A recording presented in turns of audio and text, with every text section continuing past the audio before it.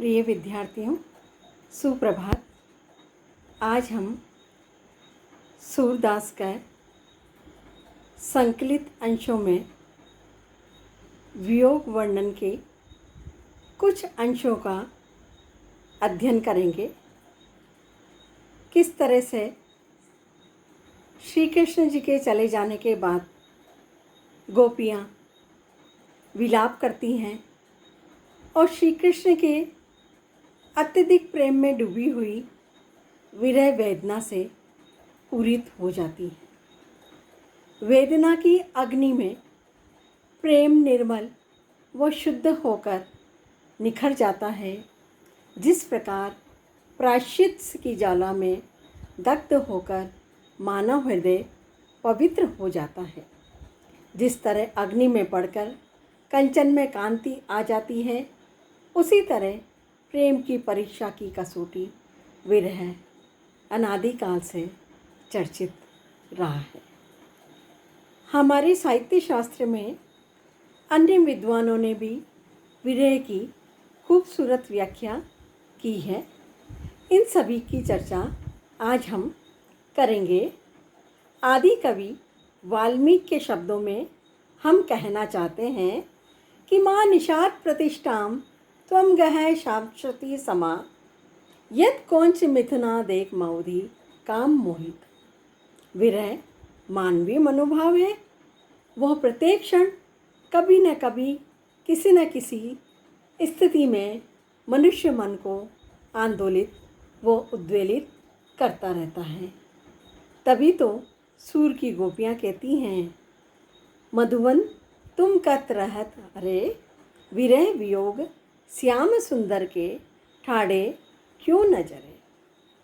कुछ महत्वपूर्ण संकलित अंशों की व्याख्या हम आज करेंगे।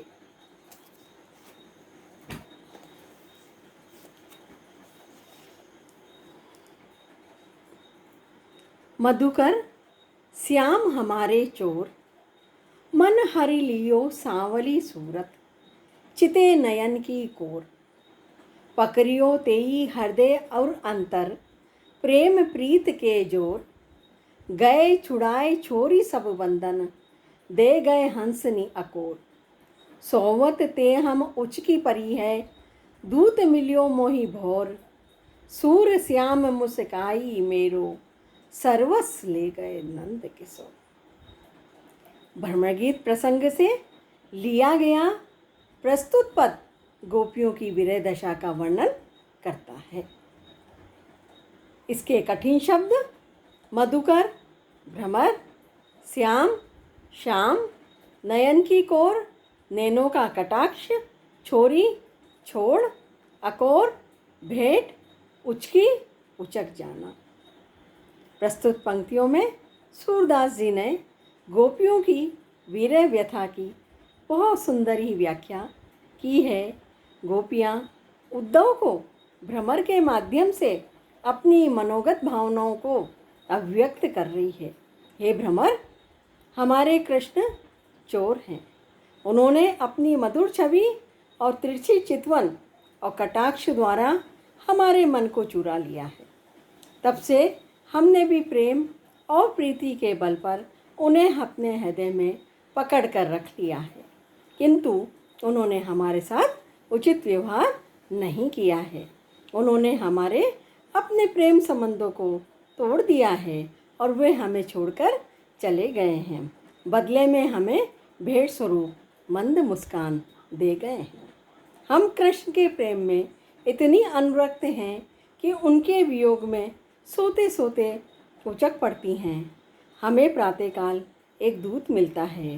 दूत अर्थात उद्धव हमसे हमारी बची हुई एकमात्र निधि कृष्ण की स्मृति को भी छीनने के लिए यहाँ आए हैं।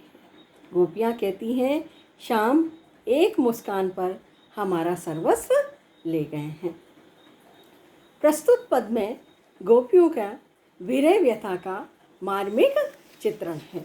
श्री कृष्ण के द्वारा गोपियों के प्रति किए गए निष्ठुर व्यवहार का चित्रण किया गया है। अनुप्रास अलंकार की योजना है। ब्रजभाषा की शब्दावली का प्रयोग है, श्रृंगार रस की व्यंजना है और माधुर्य गुण विद्यमान है। अखियाँ हरि दर्शन की प्यासी, देखियो चाहती कमल नैन को, निस दिन रहती उदासी। आए उदो फिर गए आंगन, डारी गए घर फांसी। केसर तिलक मोतिन की माला, वृंदावन के बासी। काहू के मन को न जानत, लोगन के मन हासी। सूरदास प्रभु तुमरे दरस को, करवत ले हो काशी। इसमें भी विरह मनोदशा का वर्णन किया गया है कि वो सदैव श्री कृष्ण के अनंत दर्शन की अभिलाषा रखती हैं। दर्शन दर्शन, घर गले, मोतिन मोतियों, को कोई, करवत करवट, काहू किसी। प्रस्तुत पद में भी सूरदास गोपियों द्वारा श्री कृष्ण के दर्शन की इच्छा को व्यंजित कर रहे हैं। इसमें कोई गोपी उद्धव से कह रही है कि ये आंखें श्री कृष्ण के वियोग के कारण सदैव उनके दर्शन के लिए प्यासी रहती हैं। ये आंखें सदैव कमल रूपी श्री कृष्ण के को ही देखना चाहती हैं। उनके दर्शन किए बिना ये आंखें मन दिन रात उदास रहते हैं। गोपियाँ कहती हैं, हे उद्धव, वे मथुरा से यहाँ आए और प्रेम करके फिर यहाँ से लौट गए। उनका इस तरह जाना हमारे गले में फांसी डालने के समान हो गया है, क्योंकि उनके वियोग में हमारे लिए जीना असंभव हो गया है। हमारे प्रिय श्री कृष्ण, जिनके मस्तक पर केसर का तिलक है, गले में मोतियों की माला है और वह वृंदावन के वासी हैं। गोपियाँ कहती हैं कि किसी के मन की बातों को कोई भी नहीं जान सकता। इस प्रकार की व्यथा दूसरों के लिए हंसी का भी प्रसंग होगा, अतः उन्हें हमारी व्यथा बताने का कोई लाभ नहीं।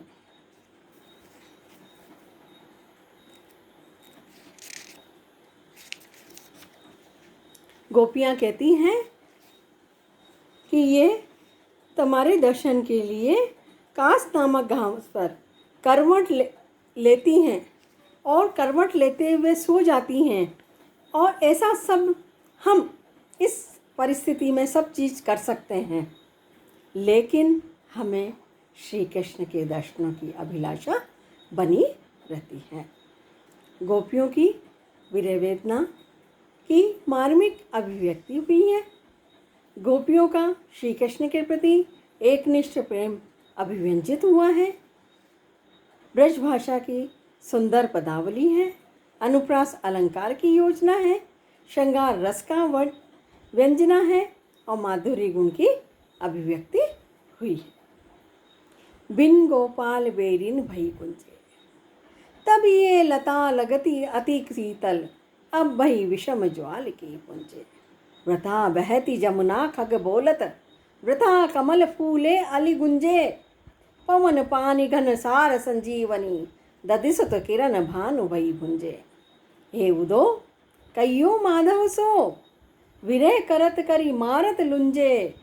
सूरदास प्रभु को मग जोवत, अखियाँ भई बेरिन जो गुंजे। प्रस्तुत पद में भी विरह दशा का अनुपम चित्रण किया गया है।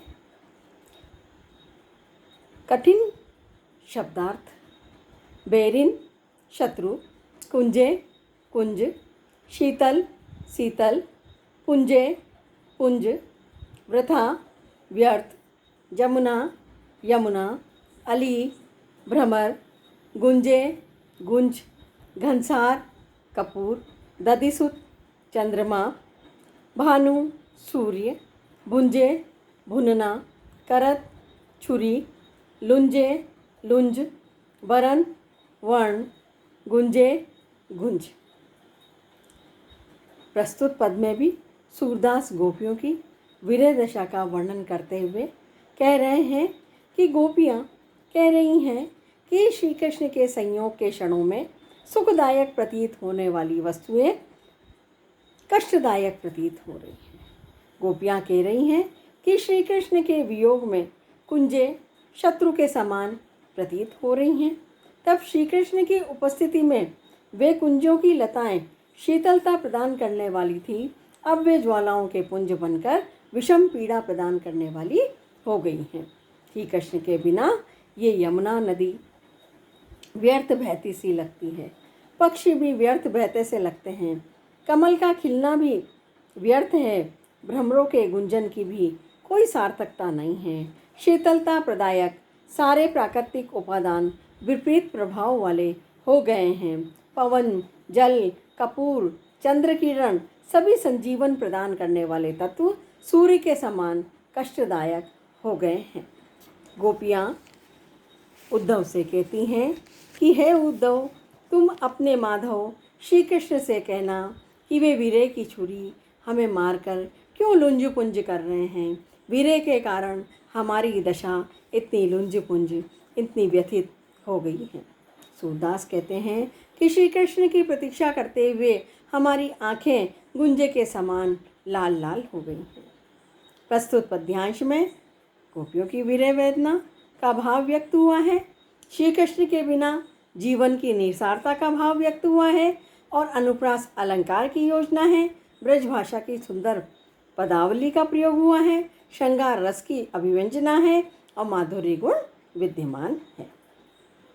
प्रीति करी कहू काहू सुख न लयो, प्रीति प्रतंग करी दीपक सो आपे प्राण दयो। अलिसुत प्रीति करी जलसुत सो संपत्ति हाथ गयो, सारंग प्रीति करी जो नाद सो सन्मुख बान सयो। हम जो प्रीति करी माधव सो चलत न कछु कयो, सूरदास प्रभु बिन दुख देनो नैननि नीर बयो।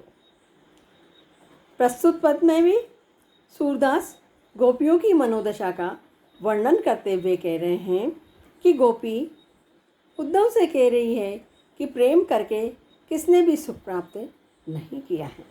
वो कहती है पतंगे ने दीपक से प्रेम किया, किंतु अंततः वो स्वयं अपने प्राणों को दीपक की लौ में जला देता है। भ्रमर ने कमल से प्रेम किया तो अंततः वो अपने प्राणों को खो देता है। हिरणनाग से प्रेम के वशभूत बाण को झेलता है और मृत्यु को प्राप्त होता है। हमने भी श्री कृष्ण से प्रेम किया तो लगभग हमारी भी वही दशा है। उसने चलते हुए हमसे कुछ नहीं कहा और विरह वेदना से तड़पने के लिए छोड़ दिया। गोपियाँ कहती हैं कि श्री कृष्ण के बिना हमारा जीवन दुगने रूप में दुखी हो गया है और इन नेत्रों से सदैव आंसू ही निकलते रहते हैं।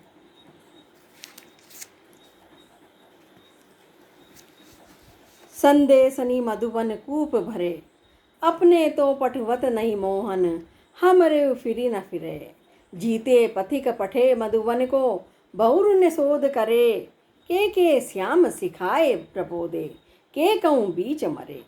कागद गरे मेघ मसी खूटी, सरदव लाग जरे। सेवक सुर लिखन को आंधी, सेवक सुर लिखन को आंधो, पलक कपाट करे। गोपी श्री उद्धव से श्री कृष्ण के व्यवहार को उल्लेखित करते हुए कह रही हैं कि हमने संदेश लिख लिख कर श्री कृष्ण को अनेक पत्र भेजे, उन संदेशों से मथुरा के कुएं भर गए, अतः श्री कृष्ण ने संदेशों को पढ़े बिना ही कुओं में डाल दिया। यहाँ से जो भी पथिक संदेश लेकर जाता है वे लौटकर नहीं आते हैं।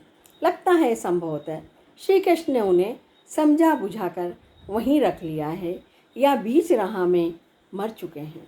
श्री कृष्ण अपनी ओर से कोई प्रत्युत्तर या संदेश नहीं भेज रहे हैं और हमारे यहाँ भेजे हुए संदेश आपको भी वहीं रोक लेते हैं।